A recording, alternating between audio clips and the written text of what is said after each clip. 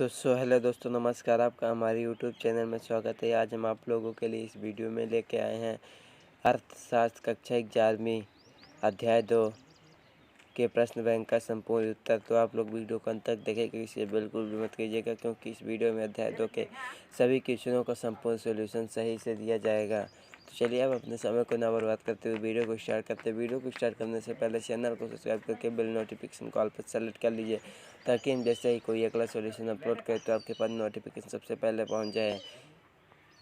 तो ये देख लीजिए, आपका प्रश्न नंबर 1 में सही विकल्प चुनकर लिखिए।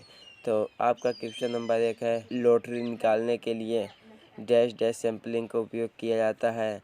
तो इसका सही उत्तर हो जाएगा यादृच्छिक रूप से। तो फिर आपका क्वेश्चन नंबर 2 है, नमूने के बीच तुलना करते समय निम्नलिखित में से किन कारकों पर विचार किया जाता है और जिन गणना पद्धति बनाई जाती है। तो इसका सही उत्तर हो जाएगा उपरोक्त सभी में। फिर आपका क्वेश्चन नंबर 3 आता है, किसी तत्व की वह विशेषता जिसे संख्याओं के रूप में मापा जा सकता है वह क्या कहलाती है। तो वह चर कहलाती है। फिर आपका क्वेश्चन नंबर 4 आता है, किसी वर्ग की ऊपरी सीमा और निचली सीमा के बीच के अंतर को क्या कहा जाता है। तो इसका सही उत्तर हो जाएगा ऑप्शन नंबर सेकंड।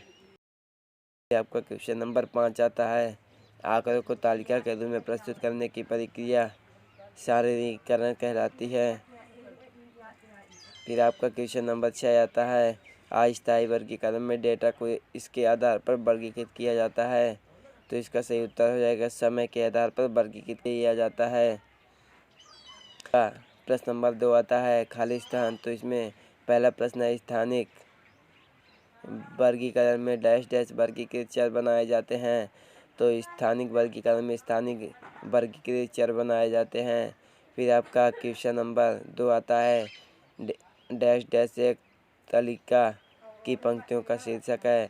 तो आधार एक तालिका की पंक्तियों का शीर्षक है।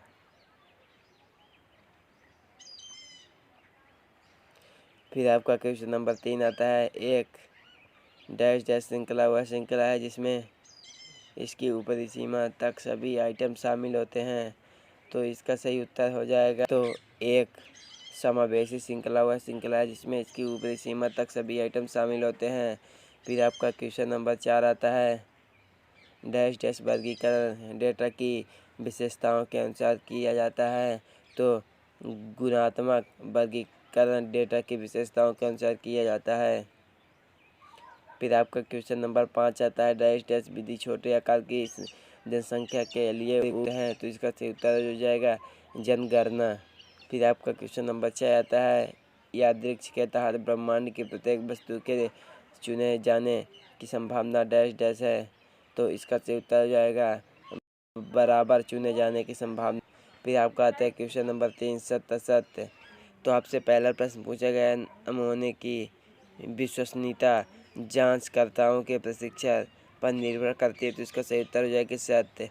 फिर आपसे दूसरा पूछा गया है, जनगणना पद्धति में प्रागरकों की कम संख्या की आवश्यकता होती है। तो इसका असत्य। फिर आपका तीसरा क्वेश्चन है, संचयी बारंबारता वर्ग की बारंबारता के रूप में।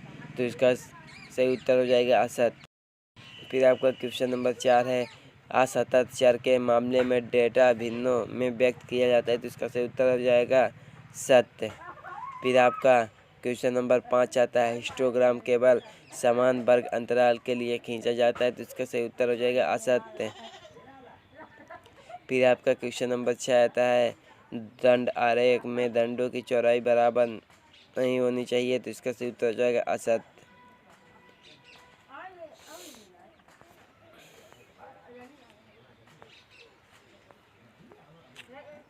फिर आपका आता है क्वेश्चन नंबर 4, सही जोड़ी मिलाइए। तो देख लीजिए, कॉलम ए कॉलम बा। तो आपका कॉलम ए में पहला है अंक गणती रेखांकन। तो इसका सही उत्तर हो जाएगा वर्तमान समय श्रृंखला तिथि के लिए निर्मित। फिर आपका क्वेश्चन नंबर 2 है, क्षैतिज रेखा। तो इसका सही उत्तर हो जाएगा आपका एप्सिस। फिर आपका क्वेश्चन नंबर 3 है, बार आरेख, तो इसका सही उत्तर हो जाएगा दोस्तों 2 आयामी आरेख। फिर क्वेश्चन नंबर 4 है ओगिब से कम, तो इसका सही उत्तर हो जाएगा ऊपर की ओर उठना। फिर आपका क्वेश्चन नंबर 5 है फाई आरेख, तो इसका सही उत्तर हो जाएगा वृत्ताकार आरेख। फिर आपका प्रश्न नंबर 5 एक वाक्य या एक शब्द में उत्तर दीजिए। तो आपका क्वेश्चन नंबर 1 है हम अंकगणिती रेखा ग्राफ को क्या कहते हैं, तो उसको हम समय श्रृंखला ग्राफ कहते हैं। फिर आपका क्वेश्चन नंबर 2 हो जाएगा सभी आयतों के शीर्षों के मध्य बिंदुओं को ए में मिलाने पर खींची गई आकृति कौन सी है, तो इसका सही उत्तर हो जाएगा आवृत्ति बहुभुज। फिर आपसे क्वेश्चन नंबर 3 पूछा गया किसी तालिका के कोई 2 प्रमुख घटक लिखिए, तो इसका सही उत्तर हो जाएगा शीर्षक और कैप्शन। फिर आपका क्वेश्चन नंबर 4 आता है हम बार्स को क्या कहते हैं, तो इसका सही उत्तर हो जाएगा हम बार्स को कॉलम कहते हैं। फिर आपसे क्वेश्चन नंबर 5 पूछा गया है सामान्य वक्र का आकार कैसा होता है, तो इसमें सामान्य वक्र का आकार जो होता है तो घाटी के आकार के वक्र जैसा होता है। फिर आपसे क्वेश्चन नंबर 6 पूछा गया परास का सूत्र लिखे, तो परास का सूत्र बराबर उच्चतम मान श्रृंखला माइनस श्रृंखला में सबसे कम मूल्य।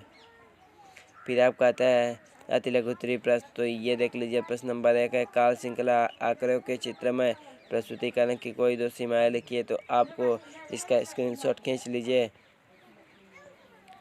फिर आपसे क्वेश्चन नंबर 2 पूछा गया है एक वर्ष में मासिक वर्षा को निरूपित करने के लिए किस प्रकार के आरेख अधिक प्रभावी होते हैं, तो क्वेश्चन नंबर 2 का उत्तर के स्क्रीनशॉट ले लीजिए। फिर आपका आता है क्वेश्चन नंबर 3 आंकड़ों के शाब्दिक प्रस्तुतिकरण की कोई 2 सीमाएं लिखिए, तो उत्तर के स्क्रीनशॉट खींच लीजिए। और अगर किसी प्रकार का डाउट होता है तो कमेंट बॉक्स में कमेंट कीजिएगा। फिर आपका आता है क्वेश्चन नंबर 4 चर के 2 उदाहरण दीजिए, तो ये देख लीजिए चर के 2 एग्जाम्पल। फिर आपका आता है क्वेश्चन नंबर 5 अच्छे प्रश्नावली के कोई 2 गुण लिखिए, तो जो आपकी अच्छी प्रश्नावली होती है तो वह सरल और स्पष्ट प्रश्न स्पष्ट और सटीक होने चाहिए, और दूसरा है प्रश्नावली उदाहरण सीमित होना चाहिए। फिर आपका आता है क्वेश्चन नंबर 6 दूरभाष और साक्षात्कार के 2 लाभ बताइए, तो ये देख लीजिए स्क्रीनशॉट खींच लीजिए क्वेश्चन नंबर 6 का। फिर आपका आता है क्वेश्चन नंबर 7 प्राथमिक आंकड़ों की कोई 2 विशेषताएं बताइए, तो ये देख लीजिए ये क्वेश्चन नंबर 7 का उत्तर। फिर आपका आता है प्रश्न नंबर 8 क्वेश्चन द्वितीयक डेटा प्राथमिक डेटा से कैसे भिन्न है, तो जो आपका द्वितीयक डेटा है तो प्राथमिक डेटा से भिन्न है, तो ये देख लीजिए आपको उसी में अंतर लिख देना है और साफ हैंडराइटिंग से लिखिएगा स्पष्ट। फिर आपका आता है क्वेश्चन नंबर जनसंख्या को उदाहरण से परिभाषित कीजिए, तो जीव विज्ञान में विशेष प्रजाति के अंतःजीव प्रजनन के संघ को जनसंख्या कहते हैं। ये देख लीजिए स्क्रीनशॉट खींच लीजिएगा, इसका पूरा उत्तर लिखिएगा आप लोग। फिर आपका आता है क्वेश्चन नंबर 10 अच्छे प्रतिदर्श की कोई 2 विशेषताएं दीजिए, तो ये देख लीजिए अच्छी प्रतिदर्श की ये 2 विशेषताएं लिखी गई है, तो आप लोग देख लीजिएगा। फिर आपका आता है क्वेश्चन नंबर 11 फ्रीक्वेंसी एरे को परिभाषित कीजिए, तो दिए गए आंकड़ों के विभिन्न प्रेक्षणों अथवा वर्ग अंतरालों की बारंबारताएं दर्शाने वाली सारणी बारंबारता बंटन सारणी कहलाती है। इसी को फ्रीक्वेंसी एरे भी कहा जाता है। आपका आता है क्वेश्चन नंबर 12 वर्गीकरण से क्या तात्पर्य है, तो इसका उत्तर देख लीजिएगा बहुत सरल और सटीक शब्दों में लिखा गया है। फिर आपका आता है लघुत्तरीय प्रश्न, तो इसमें आपसे क्वेश्चन नंबर 1 में पूछा गया है अनंत और समावेशी श्रृंखला के बीच अंतर कीजिए, तो आपको आनंद और समावेशी श्रृंखला के बीच अंतर लिख देना, साफ हैंडराइटिंग से लिखिएगा ताकि आपके 1 अंक भी न कटे। फिर आपका आता है क्वेश्चन नंबर 2 सारणीबद्ध प्रस्तुतिकरण के गुण लिखिए, तो इसमें आपको ये देख लीजिए इसका उत्तर दिया गया क्वेश्चन नंबर 2 का उपयुक्त आकार, फिर वैज्ञानिक का उद्देश्य अनुसार तुलनात्मक इकाई का उल्लेख ये देख लीजिए। और अगर किसी प्रकार का डाउट होता है तो कमेंट बॉक्स में कमेंट कीजिए, हम आपके कमेंट का रिप्लाई जरूर देंगे। फिर आपका आता है प्रश्न नंबर 3 वर्ग मध्य मान का अर्थ स्पष्ट कीजिए, तो ये देख लीजिए क्वेश्चन नंबर 3 का उत्तर वर्ग माध्य मूल का शाब्दिक अर्थ है दिए हुए आंकड़ों के वर्गों के माध्य का वर्गमूल। ये हमने सटीक में बताया है, पर आप लोगों को सटीक में एग्जाम में नहीं लिख के आना है, आप लोग को सब लिख के आइएगा तभी आपको अच्छे अंक मिलेंगे और आप टॉप कर पाएंगे।